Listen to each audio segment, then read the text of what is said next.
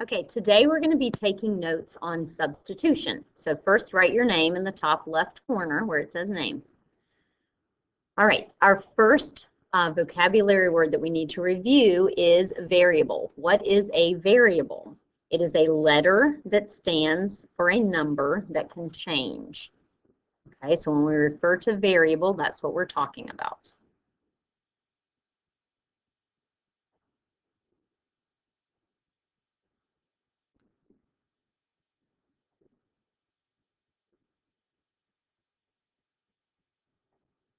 When a number is next to a variable, or variables are next to each other, it means to multiply. So we need to remember that. If we see 4x, that means 4 times x.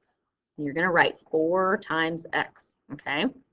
Now, AB means A times B, or A dot B. We're going to use the dot for multiplying, all right?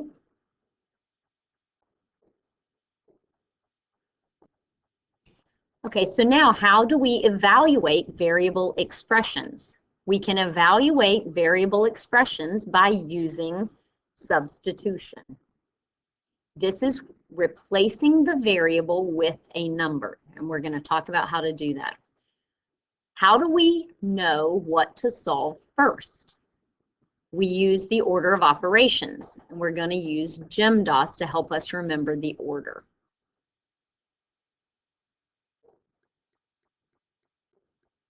All right, so we need to remember what GEMDOS stands for. So our first letter is G, and that stands for grouping. So our grouping symbols. So we have grouping symbols such as parentheses or brackets. So you want to draw your parentheses and brackets to help you remember. All right, let's look at our example. Do we see any grouping symbols? Well, there's a set of parentheses, so we need to underline that, and we need to solve that. So we're going to start with the parentheses. So inside the parentheses, 6 plus 4, we would get 10. And now we're going to rewrite our problem, and we have done the first step, which was our grouping. All right, our next letter is E for exponents. Okay, so our exponents, that's the little number at the top right side. So we're going to draw a little x to show our exponent. And now we're going to look at our problem and see that we have one exponent. So we have 4 to the second power, or 4 squared. And when we do that, we get 16. So now we're going to rewrite our problem.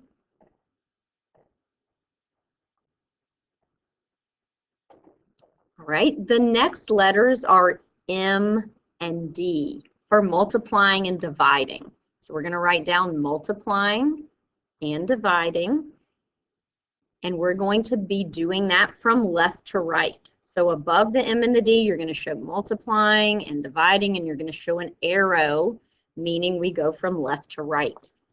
So let's look at our problem, and we see that the first piece we have division, 15 divided by 3, and so we would solve that, and we would get 5, and then we have 3 times 10. We're going to solve that.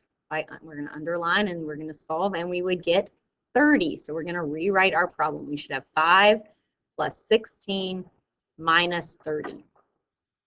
All right, the next letters are A and S for adding and subtracting. So we're going to write down adding and subtracting. And then above that, we're going to write a little plus and minus sign. And again, we're going to draw our arrow showing that we're going to do that from left to right. So we're going to do that in order, and we see that we have 5 plus 16. We're going to add those together and get 21 minus 30, and then our next step would be subtracting, and we finally get an answer of -9. All right, so you can put a box around your answer so we know the answer.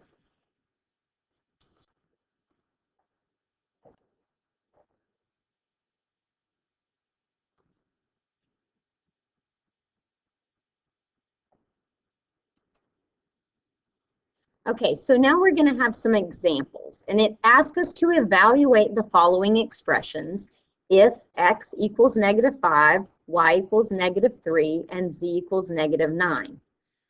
Now, in order to evaluate, we said on our notes before that we have to use substitution. So when we substitute in for a variable, the most important thing you need to remember is that you need to replace the variable with the number, and you need to do that by putting a parentheses where the variable is. So we're going to write down 3 minus 2, and then we're going to put a parentheses where our variable is.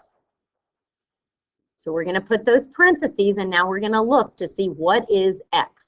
Well, x equals -5, so I'm going to put in a -5.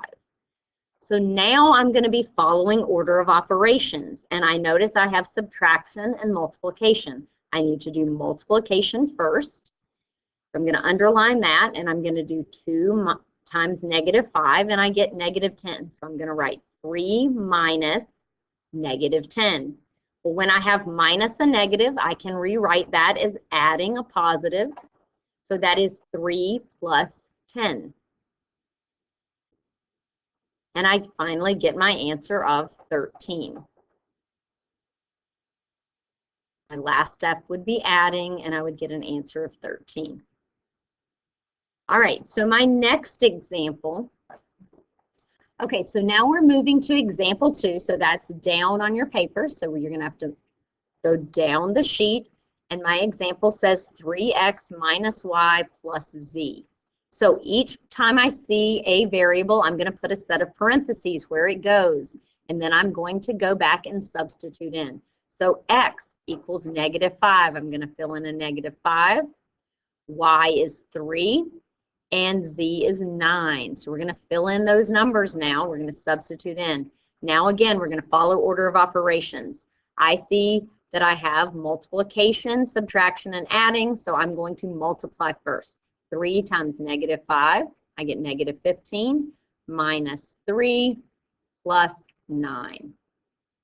Now my next step, I would need to subtract, because I do adding and subtracting from left to right. I'm going to subtract -15 minus 3, and I get -18 plus 9. And then my last step is adding, and I'm going to underline that, and I'm going to add those pieces, and I'm going to get -9. Now remember, you have a calculator, so you can use your calculator to do those integer adding and subtracting pieces. All right, we're going to go back up to number 3. All right. Now, again, I'm going to write my problem. I'm going to put a parentheses each time I see a variable. So I should have 2 with a parentheses, minus 3 with a parentheses after it, plus parentheses squared. Okay, so x is -5. I'm going to fill that in. Y is 3, and z is 9. Okay, so now I'm going to look, and I'm going to see that I have a set of parentheses, and I need to do my grouping symbols or my parentheses first. So I'm going to underline that. But I see that I have multiplication inside my parentheses, so I need to do each set of multiplication first. So 2 times -5 is -10. And then I have minus, and then I have 3 times 3, which is 9. So you should have -10 minus 9. And I'm going to write the rest of my problem. Okay, I'm still not done with my parentheses, so I'm going to go back, and I've got -10 minus 9. I get -19, and I'm going to rewrite my problem again. All right, so now I have an exponent. So I need to do 9 squared, and I get 81. So I rewrite my problem, -19 plus 81. And then my last step would be to add those two together, and I'm going to get 62 for my answer. Okay, now we're going to move down to our last problem, number 4.